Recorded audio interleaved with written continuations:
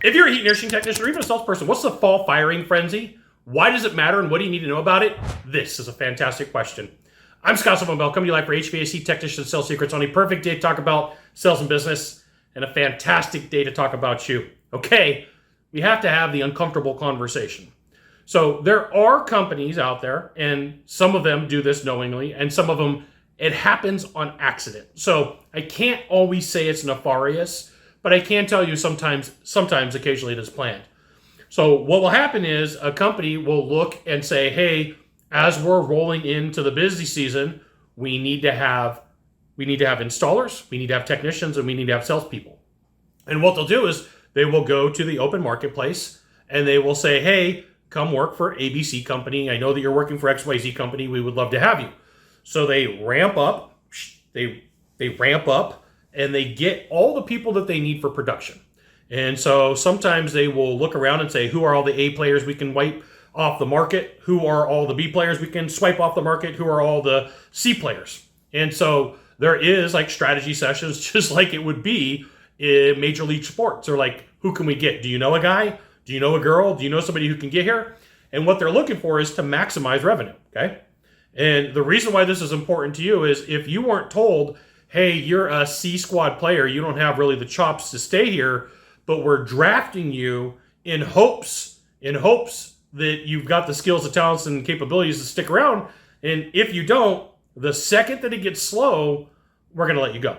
And this is why it's a reason for you to get really good at what you do, right? I am not a 100% closer. I'll be the first to admit it. I don't always close every lead that I go on for even my own business. And so what you need to know is you need to do everything you can to acquire the skills, the talents, and the capabilities to close deals. And like instead of running through a deal as fast as you can, taking the time to have the conversation with a client, doing the follow-up, and putting in the hard work that nobody wants to do. And this right here is why you should join HVACTechSecrets.com. I'll give you the goods. Not in the Facebook group, not in the YouTube channel, which means private coaching, private training. It's an email publication, okay? It is what it is. You get emails from me. So you do really need to get good at what you do because there's going to be a time, and it's probably going to be around mid-August, just as you're rolling into September, which is the slowest part of the year, where you start seeing people get their notices. Like, hey, thanks for coming and working at ABC or 123 company, but now we got to let you go.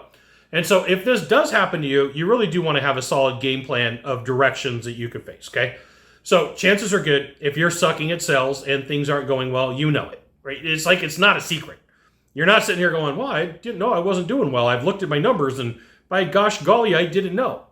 So maybe it might be time for you to start looking and reaching out to other companies and saying, what would it look like if I came on board? Is there opportunities where you're at? Do you have room for me?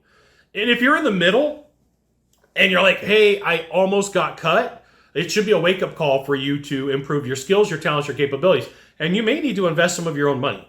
This is one of the things that it just baffles me to no end is in the heating and air world, a lot of technicians, a lot of salespeople are not willing to invest in themselves. And by you just investing a little bit, you will bypass a lot of people. Maybe time for you to do some role play. Meet with somebody who's a closer, do some ride-alongs. Like I have had periods of my life where I've had dry spells. I've had periods of my life where I've closed everything. Right? There's no perfect timing. And sometimes you're the windshield, sometimes you're the bug. And then on this list is sometimes you go through personal things in your life, right? Bad breakups, death in the family, loss of a pet. Like there's things that happen that could send you off on a tangent like you were doing good, and then all of a sudden you're not. And it could be the loss of a friend. If that's you, I highly encourage you to go get the help that you need because at some point it will catch up to you. At some point, if you're not able to do your role, you're not able to keep up with your responsibilities, what will happen is you're going to get called in the office and they're going to sit you down and they're going to say, we appreciate you being here. We have some documentation for you to sign. We got to let you go. And the thing that sucks is it's like such a non-personal conversation. It's super clinical, like you're going to a doctor's office and they're just reading off the facts. And you're like, hey, and sometimes it's painful. I mean, I've been through this because there's times in my life where I've sucked, right? I admit there's things that I have screwed up on. And so be prepared that there is a fall firing frenzy. And if you're not good at what your role is, you should have started looking for help 2 months ago. You should have started looking for some ideas, some concepts, some ride-alongs. Now, here's the thing. Last piece of advice. If this is you and you're struggling and you go in and you say, I need help, you have to do something with it. So there was times where I worked with technicians and the manager would come to me and it would be the end of the fall or the beginning, we're going into the fall. And they would say, Scott, dude wants to come work with you. And I would say, okay, tell me what's going on. And the manager would say, he's on his way out if he can't get his numbers right. And so sometimes as a counter-strike, technician, salespeople will go to the owner, to the manager and say, hey, I need help, to try to just hang on. And they ask for help, which is fine. Nothing wrong with that. But what they don't do is they don't take the help that they ask for. So it's a way for them to be like, I want help, but I don't want to put in the work.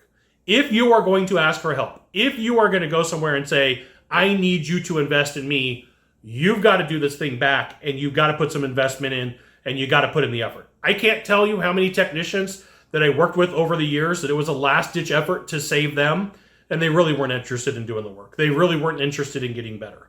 What they really wanted to do was hold on to their job for a little bit longer for whatever reason. There you go.